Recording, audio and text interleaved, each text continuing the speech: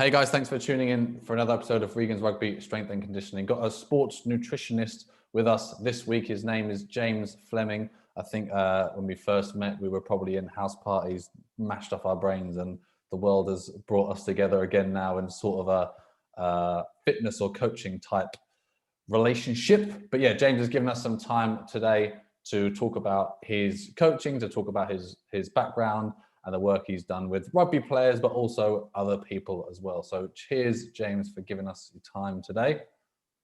No worries at all. Thank you very much for having me. I think you just said that it's a bit of a quiet day today for you. A little bit, it caught me on a sort of good day. The past few weeks, things start to reopen, things start to go back. It's starting to pick up, which is quite nice. Starting to return back to some form of normality. But yeah, fairly sort of quiet day today. A few meetings this morning, and then just planning some meals, doing some creating some content for sort of upcoming social media posts over the next sort of few weeks or so. Are you based anywhere, or you work for yourself in a few different sort of places and parts and individuals? Yeah, sure. So at the moment, I'm still East London, edge of Essex base, is still sort of around the Loughton, sort of Woodford area. But I can then do the good in a way the sort of beneficial thing with lockdown is I've still been able to carry on sort of working remotely, albeit sort of Zoom. Things like Teams have been an absolute godsend over the past year or so. Is Teams a different one like Zoom? Is it different software? Slightly different, but works as essentially the same thing. You can still sort of have everyone in the groups. You can sort of share polls. You can share your screens and things. So just a different alternative. I'm a diehard Zoom, even though today they cocked it up and they've changed something, so I couldn't put this in my group, but it's all right. So why don't you give some of the peeps watching or listening a bit of a background on you and maybe how you got to where you are now in time? Yeah, sure. So I suppose my story goes back, well, about 10 years ago now. So going off to uni, my background is sort of sports science. So I did my undergrad in sport and exercise science at Brunel University in West London. From that, there was always this sort of running joke at school that I was going to go back and I was destined to become a PE teacher. And that's an area I sort of always looked in. But sort of once you open up your mind, if you like, to the sort of how many different areas, how many different routes you can go to within sports science, the area that I really enjoyed was the nutrition. Mm-hmm. And I think it's a really big impact, a big area that can have so many impacts on an athlete's performance, both in terms of obviously how they perform during training, competition, but also maybe some other areas that aren't always necessarily considered is things like recovery, things like injury, helping with preventing illness as well, for example. And that's what I really enjoyed. So I then went off to Loughborough University, completed my master's in sport and exercise nutrition, and then spent a few years out of the sports industry, and then went into a completely different industry and just did a little bit of just for friends. People would still come to me, but I wasn't really doing too much. And then it was only a few years ago that I decided this is what I want to do. This is what I enjoy doing. So now I've started to get back into it over probably the past 2 years or so. So I'm now registered on the Sport and Exercise Nutrition Register. So it's an accredited program that, as I said, sort of suitably qualified nutritionists can gain membership on. In terms of sort of where that's led me, I started off just at my sort of local, a few friends, and now I work with lots of different teams, from rugby, rowing clubs, some football clubs, badminton clubs, a whole mix of team sports, if you like, but then also lots of individual athletes. So at the moment, currently working with a few runners. So I think in lockdown, with the gyms closed, everyone's got into running. Things that a lot of people I've spoken to, they've done the couch to 5K. They've been running on a regular basis, and now they're sort of looking to sign up to their first competition. So I've got a few clients that are running their first marathons, half marathons. I've got someone that I spoke to last week who's doing their first ultra marathon. over in sort of West London, Aylesbury way. So a bit of a mix. And then again, my interest is I like a whole range of sports. They all pose different challenges, and again from that nutrition point of view. So a few golfers as well. But again, I tend to work with a sort of, I like a mix. I like a variation. I like the sort of different challenges that different sports, different competitions pose.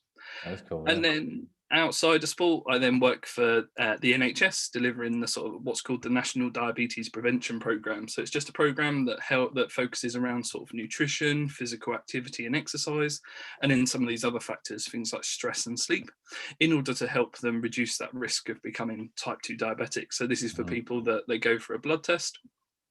Their blood sugar level, it's not quite high enough to be classed as type 2 diabetic, but it's sort of slightly higher than normal. So by starting to make some lifestyle changes, it can help them reduce that risk, if you like. Loads of stuff there. I think that do sports science and you become a PE teacher put me off it. And it's like, now I've been in the industry for a while, and most of the coaches, like, it's not, I mean, that's not a bad thing anyway, but it's not the only path to go down. And there's another guy who I've spoken to who's been on this on the podcast as well, who was deterred from taking a degree like that. But then after like 1 year of some fucking shitty grad scheme he hated, he just quit that and relearned it all. And now he's a coach again. And he's a top level physio. So I think, yeah, it's, I wish, it kind of put me off. I wish I would have studied that for 3 or 4 years rather than some random business related degree that I did. But we all led to where we are now, James. So we have to say thanks at some point.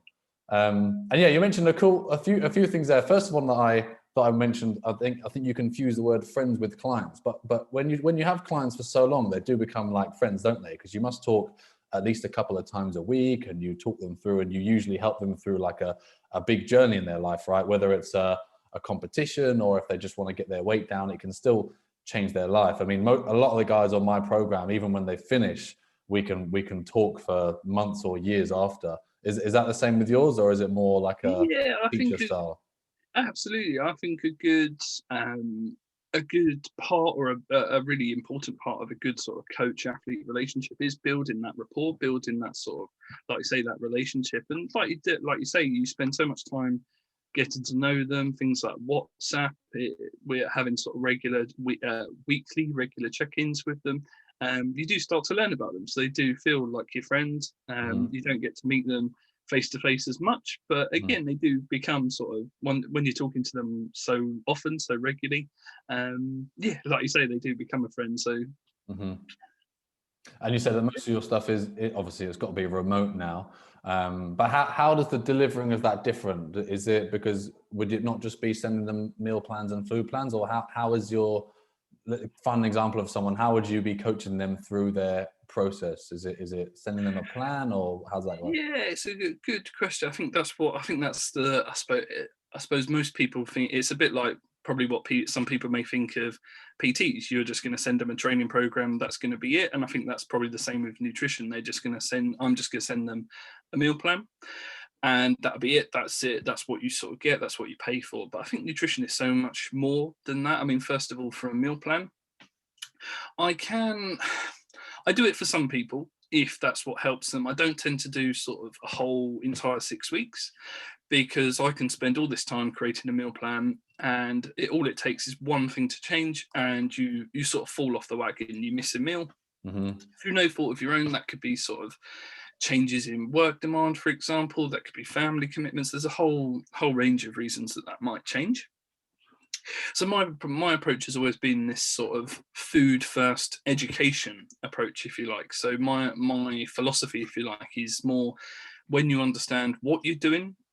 When you understand why you're doing something, what you do then has so much more of a greater, more long lasting impact. So it is about a little bit around sort of educating an athlete, educating a person. So things like doing things like meal planning. How many people actually sit down and people go, I haven't got time for that. But it doesn't take too long. Just get a piece of paper and you've just got your days of the week, the different meals, and you've just got an idea of what you're going to have. Even things like, as I said, plans are always made to be broken. Even doing things like batch cooking, leaving some good meals, really simple, easy meals in your freezer that if you know if you know you're going to get home and you haven't got anything fresh out, you might get that out, or you know you're going to be home late, you might get that out in the morning before you leave home. By the time you get home, it's defrosted, and you can just heat it up in the saucepan, heat it up in the oven, depending on the type of food. Mm-hmm. Sometimes I think there's so many different areas, and again, I think there is a lot of misinformation out there, particularly when it comes to nutrition. So it's maybe trying to correct that understanding, and I think there's a lot we can do with this sort of food first approach. I think a common question, and again, you may get this yourself, is around sort of what's the best supplement to have. But actually, what's the point in a supplement? Supplement is, it does what it says on the tin. It's there to supplement a diet. I think there's so much more an athlete can do with their diet before they necessarily need the supplement. Don't get me wrong, there are certain supplements that may help, but as I said, there's still a lot we can achieve with this sort of food first approach. It's so, again, I think in terms of nutrition, first, I like that. Sometimes it's always thought of as this sort of one size fits all, but actually everyone's different. Everyone's got different eating requirements, different sort of day-to-day demands. Everyone's got different taste preferences. Everyone responds in a slightly different way. Again, sort of going back to some of the running, some people you talk them through a sort of pre-competition, you help them develop a sort of competition day strategy for running, for runs, and this could be any sort of competition. And then on that day, for some reason, they decide to change it. And then all of a sudden they're having foods that they've never trained with before, they're not used to, and they start to get that sort of upset stomach, so having to stop on a regular basis. They're struggling to maintain that intensity that they've trained at. I was gonna say, I get that sometimes when people might tell me, should I try this new thing before a match or whatever? And I'm like, don't try anything new before a match, because you never know, it's gonna mess you up, and you might react terribly to it, and then that whole game is ruined. Whereas you'd probably want to implement it in the training. I think that this is for rugby players, obviously, where they're playing every weekend, every other weekend. But yeah, don't chuck anything brand new on your game day or competition day, because it might fuck you up. Yeah, and I've seen it so many times where it might be one of their mates comes in and they sort of say, "Oh, guys, I've got this. Give it a go. It's amazing." It could be anything from a supplement. It could be some form of food. It could even be something that the athlete may be used to, but just a slightly different brand. And again, it's that slightly different sort of ingredients, the slight different nutritional composition, if you like, that's just you're not used to. Your body reacts, and it doesn't react as well as you'd hope it would. And that's, as I said, that can be the sort of difference between winning and losing a match. Exactly, mate. And then you mentioned supplements. Did you mean the protein type supplements or the health supplements, or was it both basically? I think it's a bit of everything. I think it's a bit of everything. I think the most common one is sort of protein, and it's sort of people sort of ask, what's the best protein powder to get? What's the best brand? What's the best brand? Yeah. Well, absolutely. What's the best brand? What's the best protein? And there's a few things I always sort of ask an athlete first. Is, first of all, as I said, do you actually need it? Can you get what you need from the diet? So in the case of protein, for example, are you hitting enough based on, depending on what your training goals are? If you're trying to build muscle, for example, trying to hit around, in nutrition, it always used to be sort of these absolute amounts. You should be having 100 grams of carbohydrate, 50 grams of protein, for example. But a much more effective strategy is this sort of grams per kilogram of body mass. So aiming for around that sort of 1.6, 2 grams of protein per kilogram of body mass per day is a good amount. So again, if you're a 100 kilo athlete, 100 maybe a forward, that's going to look maybe closer to 200 grams of protein a day. If you're maybe a sort of lighter athlete, maybe around that sort of 80 grams, that's about 160 grams of protein. In terms of what that looks like in a meal, again, sort of our bodies can only process a certain amount of protein at a time. So what we want to try and do is spread that protein intake evenly throughout the day. Again, a lot of athletes, they'll just have they'll go throughout the day not really having too much protein, and then they'll all have it in their dinner where they go crazy. They might have for breakfast just a bowl of cereal, a sandwich at lunch, and then have 2 or 3 chicken breasts with some rice dinner, maybe if it's on the sort of day before a game, for example. But actually, there's lots of really simple ways that we can get more protein into our diet. Eggs for breakfast is a really good starting point. So one egg, for example, is about 6 grams of protein. So 6 to 8 grams of protein. So if you're having maybe a 3-egg omelette, for example, with some vegetables, you've already got about 20 grams of protein there. Same with sort of snacks as well. There's lots of really high protein snacks that we can get. Again, things like your sort of biltong, beef jerky. Again, you can get lots of different sort of protein-based yogurts. Greek yogurt is another good one with a handful of fruit, handful of berries. Again, lunch, maybe trying to increase sort of the protein content at a lunch. So again, that could be sort of chicken salad wraps, for example, is a good sort of starting point. Again, you can obviously have your mid-afternoon snack, and then for dinner, again, lots of options that we can include. So one of my favorite meals to go to, I just think it's really quick, really easy, really versatile, is things like stir fries. So again, you can choose the sort of type of meat. So you can choose the type of meat. You can flavor it how you want. Lots of different vegetables, lots of different flavors that you can add to it. Mm-hmm. When it then comes to those sort of supplements, as I said, people sort of go, what's the best one? But then it's also, what about the cost of the supplement? Again, some of those, when you actually work out the cost, some of these protein supplements, they sort of say, oh, it may be 35 pound per tub, for example. And when you look at the serving, some of the brands out there, it means each scoop, if you like, is around £1 per scoop. Mm-hmm. Some from that, they'll look at the instructions, and it might say take 1 scoop every day. Some people go, 1 is good, 2 must be better. So you're then going through that sort of shake, if you like, or going through the whole tub in half the time. So all of a sudden you're spending 60-70 quid a month just on protein shakes, where 60-70 quid, we could do so much with that in terms of buying good quality sources of meat, lots of fresh vegetables as well. Mm-hmm. I think that the supplements, the main argument that I would say that it's good for is the time factor and the convenience, because it could be in your car. If you have a shaker, a bottle of water, you can have it any hour of any day. I have a few traveling salesmen, or if someone's like traveling a lot, the convenience I think is the best thing. But like you said, number one, do you need it? Do you have enough already in your food? And then second of all, is it going to be the best for you? Yeah, absolutely. Yeah. In terms of supplements, I think I'd 100% agree. It's that convenience. So there are times that would come in useful. Like you say, if you're going and spending you're all day in the car, a protein shake, it's just something easy that you can have. Mm-hmm.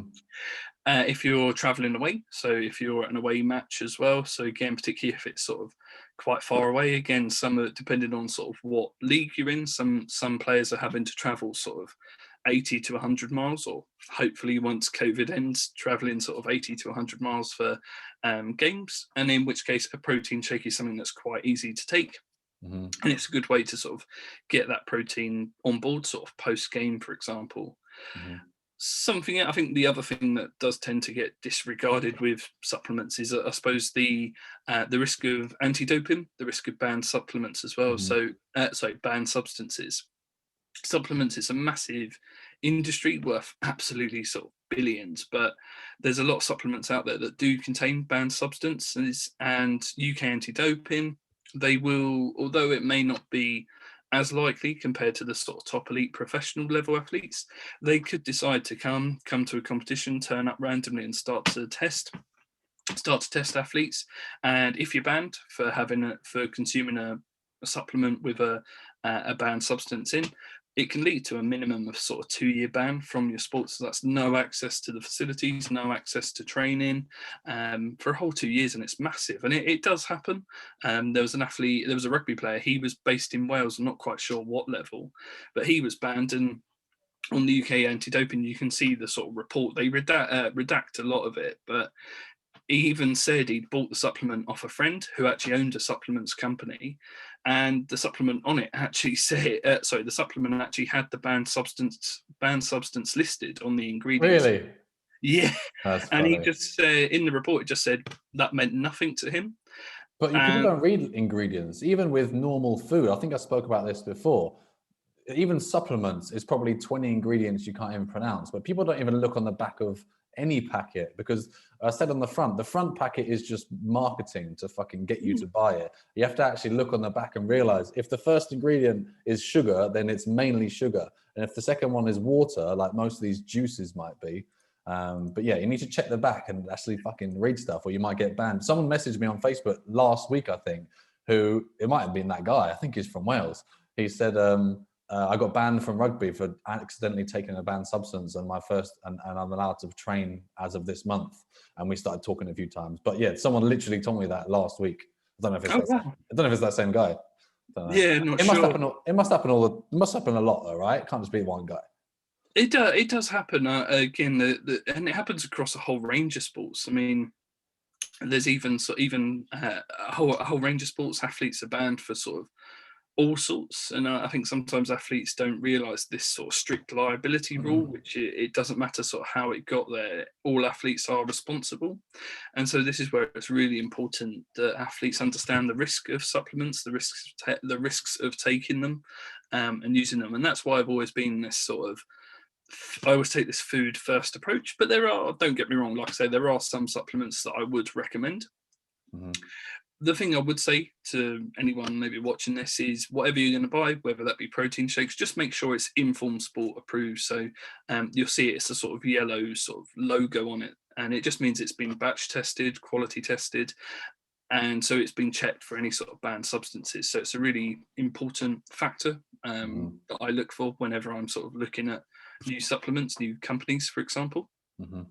Cool. And then something that you mentioned in the little intro was about something that a lot of people don't realize can affect your body weight, your training, your mood, is stress and sleep. Like, people think they can literally just calculate calories in, calories out. There's nothing else to monitor. But stress from work, busy parents, busy jobs, COVID, all this shit, all ramps up and affects your training, nutrition, your ability to put on or lose muscle or fat, and obviously sleep as well. Like, not many people are able to, but you're meant to have around 7 or 8 hours a night. Is that right? I might get called out here by the master's nutritionist. So no, you're absolutely right. From a sleep point of view, you're looking. Essentially, it depends on sort of the stage of life that we're at. So based on the UK Sleep Council, for sort of adults between sort of 18 to 65, it is recommended that we get around 7 to 9 hours of sleep a night. Yes. Sleep, right. Got that one right. Sleep, it's one of those things that it's a very open topic, if you like. Some people function maybe closer to that, function really well, and they only maybe need sort of 6.5, 7 hours of sleep a night. Some people might need closer to that 9, maybe 10 hours of sleep. Some, as I said, as you mentioned, there's a number of reasons, a number of factors that might affect that sleep quality. But again, I think sometimes it comes back to that point of almost that getting the basics right. When we get the basics right, this can have such a huge impact on our performance. So trying to prioritize sleep at night. Don't take your laptop to bed. I know it can be really hard. I'm very guilty of it at the moment, just doing sort of late night emails, trying to avoid those distractions. Maybe having a bit of a routine before actually going to sleep is a really good way. Sleep is one of the most effective ways that we can actually recover from the demands of training, demands of games. And as I said, a lot of people, maybe with COVID, it's been a little bit different in terms of some people I've spoken to, they said, oh, it takes them 2 hours to travel to work sort of each way. But now they've got that 2 hours back. So they said, I'm able to sleep a little bit more. I'm able to have a little bit of a better routine because I don't have to travel as much. And so I think there has been, although we've all been affected in different ways with COVID, with this current situation, I think there has been some silver lining, some benefits to it for not everyone, but I think some people have probably benefited in terms of maybe that sort of work, social life, that sort of maybe work health balance as well. Yeah, it's been an opportunity for a lot of guys. When it all went tits up, and I was like, oh, what crap? What am I going to do? Like, all the gyms are shut and whatever. And actually, I got a lot more inquiries last year because people were like, I don't have to travel to work. I'm not spending money on beer. All the bars and restaurants are closed, and everyone, or not everyone, but everyone that jumped on my program saw it as an opportunity. But yeah, it depends on the person's mindset whether they use that time or not. Yeah, absolutely. That, like you say, I think it's that mindset that's such an important factor. Like you say, loads of people have maybe use this opportunity to actually focus a little bit more on them, a little bit more on that sort of general health, overall health. So there's so many, I can't remember what the stats were, but there was an article at the start of the year saying there were so many. The Couch to 5K app, which is that sort of 9-week program, gets individuals. Oh, I've lost you. It was like the highest ever recorded, and it was something like tripled the sort of previous figures, something like that. So people are obviously trying to sort of stay active. People aren't going to the gyms. It'd be interesting to see how many people actually go back to the gyms, or how many actually sort of end their membership because they found other ways to stay active. I did a poll on one of my Facebook or Instagram. What are people more excited to go back to, and gym or the pub? And the gym got more by a couple of percent. I think it was like 60% gym, 40% pub.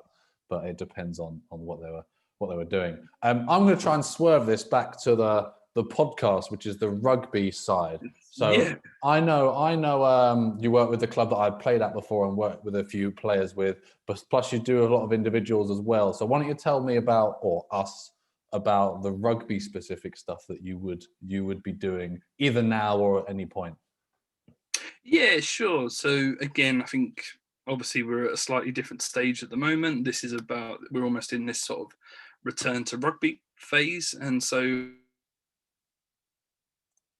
again, getting the basics in place, making sure athletes are having a good sort of pre-training meal, for some of them that are sort of doing these touch rugby competitions, matches. I've spoken to a few friends that are physios, they play at other clubs, and they're sort of doing some of these mini competitions. So just making sure you're fueling your body. It's almost this fuel for the work required philosophy, if you like. Some people, you're trying to play a really intense, I know it's not quite full tackling at this stage, but you're still trying to do huge amounts. And it's, again, I like this. I love an analogy, and sort of one of my favorite analogies is it's a bit like filling up your car with petrol. If you put the wrong fuel in, or you don't put enough in at all, your body's not going to perform. You're not going to get very far. So I think first of all, having that sort of that good pre-training meal, giving yourself some energy ready for the demands of that training, although it might not necessarily be the training that you're used to, it's still really important to get back to those basics.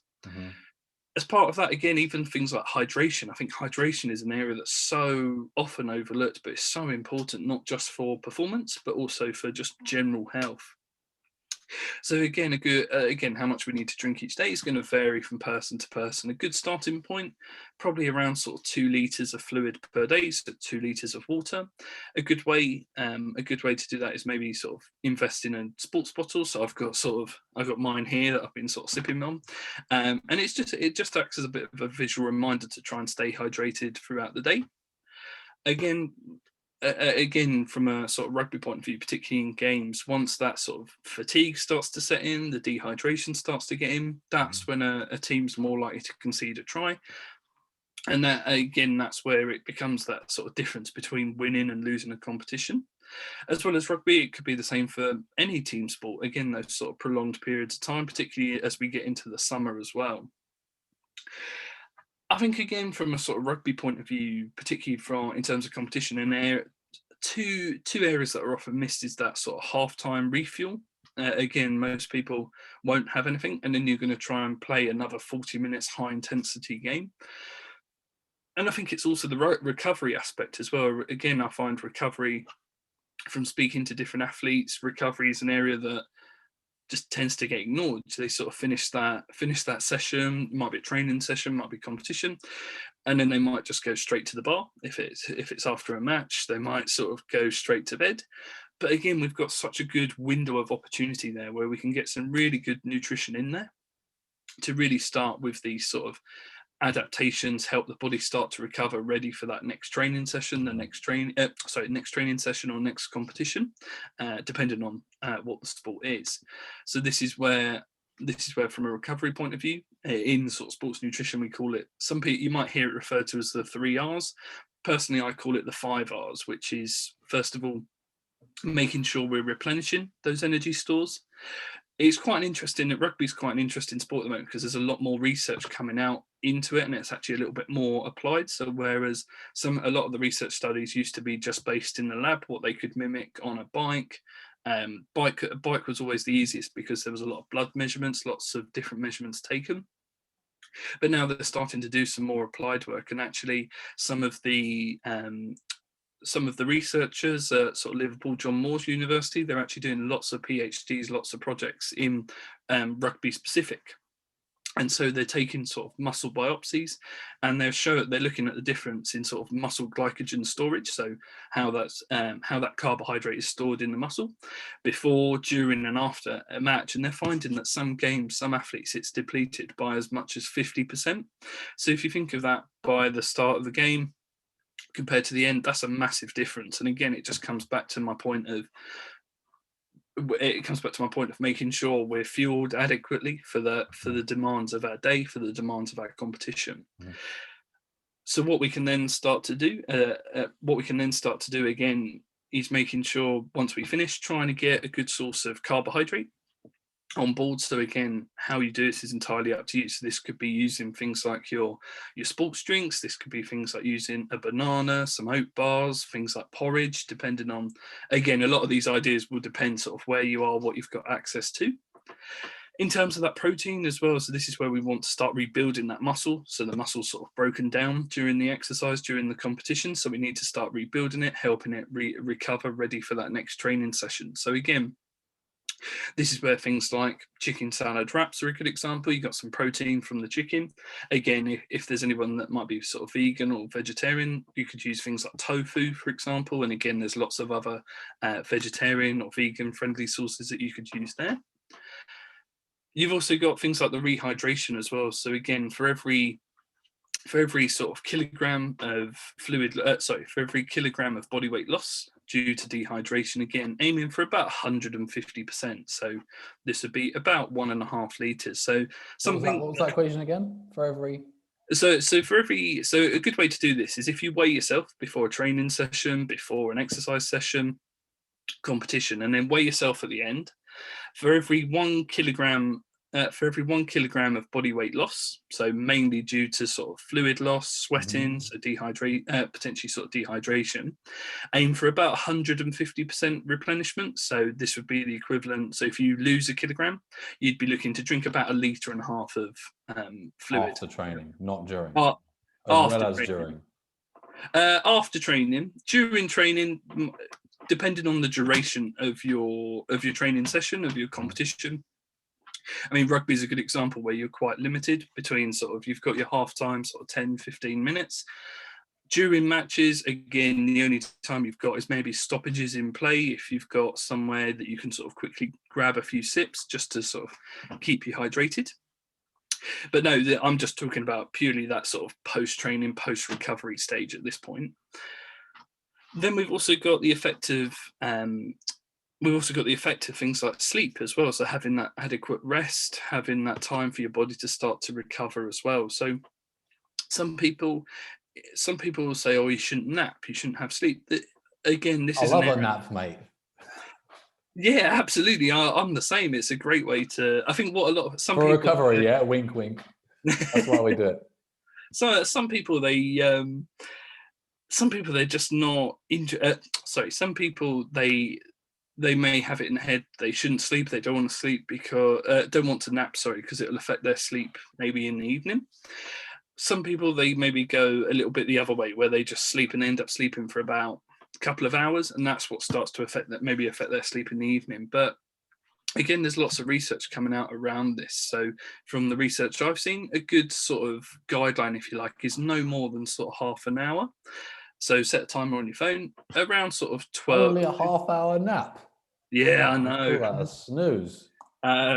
Sort of between sort of 12 o'clock and 4 o'clock in the afternoon is a good time.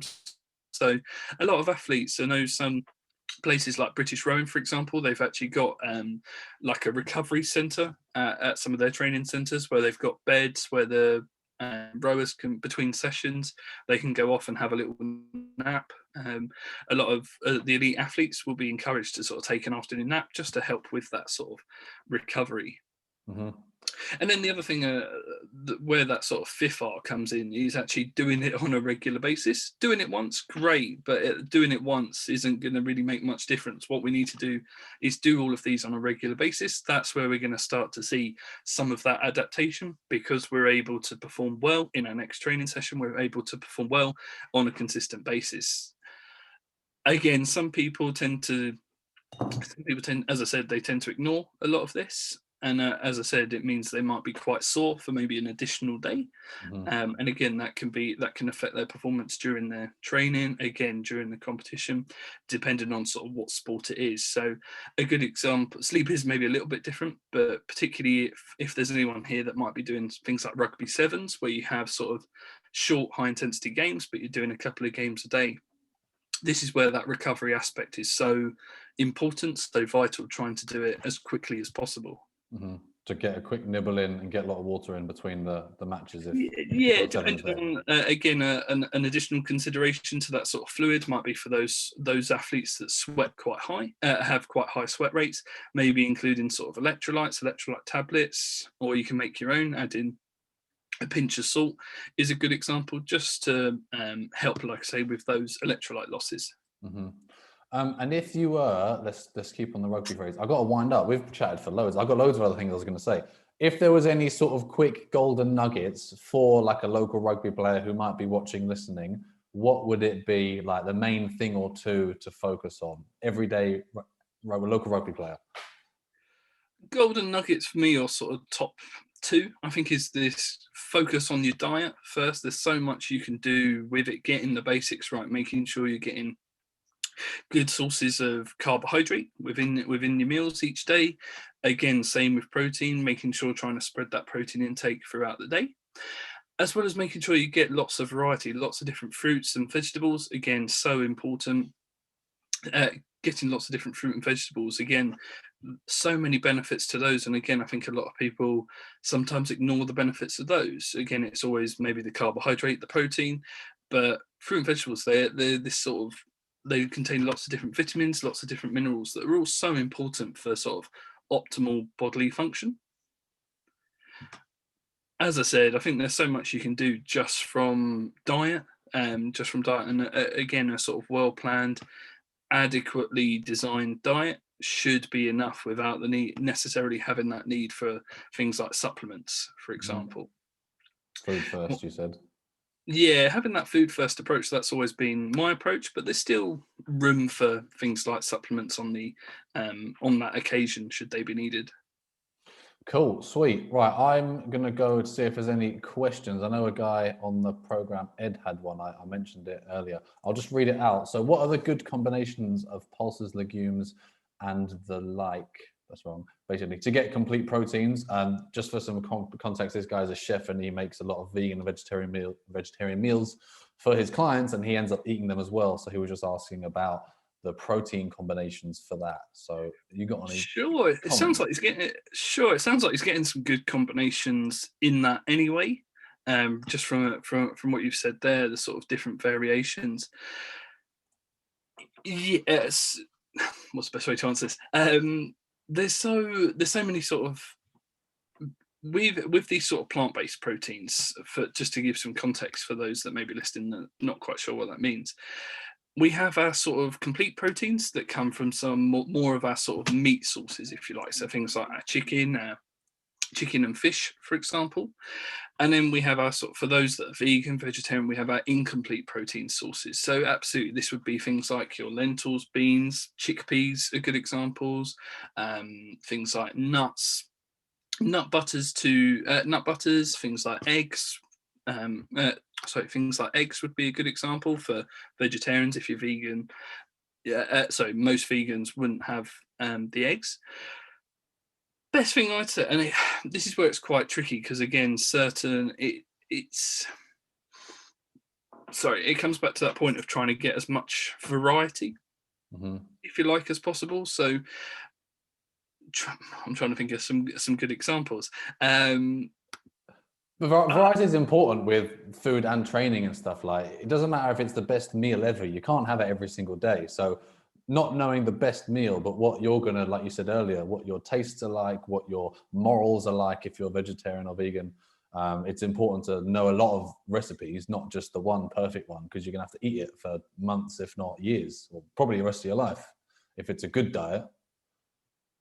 Yeah, and this is where it's keeping, if you give, exactly like I say, if you just have the same thing every day, it's going to get very boring quite quickly. And that's where you start to lose that engagement a little bit with it. So trying to get lots of varied sources, I'd say, is really important. So as I said, things like your tofu, you have got those sort of meat-friendly alternatives, things like your corn, for example, your soy products, your soybeans, your as I said, things like nuts, seeds, things like peas. Again, there's lots of different alternative sort of soya-based yogurts, for example, that are all sort of suitable for those as well. So I wouldn't say there's any sort of best combinations, if you like. I'd say the most important thing is just getting lots of different variety, lots of different tastes. Again, as well as that sort of protein content, there's all the sort of different vitamins and minerals that are also really important to consider as well. So I'd carry on what you're doing, just getting lots of variety. That would probably be my best advice around that. Cool, nice. There's loads of other notes I had, but I have a client catch up in 4 minutes, so I'm gonna have to shut it off there. But before we close, if anyone wants to get hold of you, James, where's the best sort of place to do that? Yep, sure. So I'm on social media. So I've got a Facebook page, Instagram page. They're both the same, just James Fleming Nutrition. I've got my website, which is jflemingnutrition.co.uk. Also, if you need to, feel free to drop me an email. So again, just jflemingnutrition@gmail.com. Awesome. So if you were wowed like I was, I've got loads of other questions I wanted to ask, but maybe we'll do a version 2 at some point. Drop James a message or email, whatevs. He's a cool guy. I'm sure he'll be able to help you out wherever you are. But yeah, cheers for watching or listening. If you're watching and if you have a question, you can just comment below and I'm sure James will see it. And if you're listening and you enjoy it, then just you carry on enjoying it. All right, I'm gonna leave it there, James. Cheers for your time, buddy. No worries, mate. We'll do a revisit at some point because there's plenty more topics I'm sure we could chat about. Yeah, looking forward to it. Wicked. Cheers, man. I'll speak to you soon. Cheers, mate.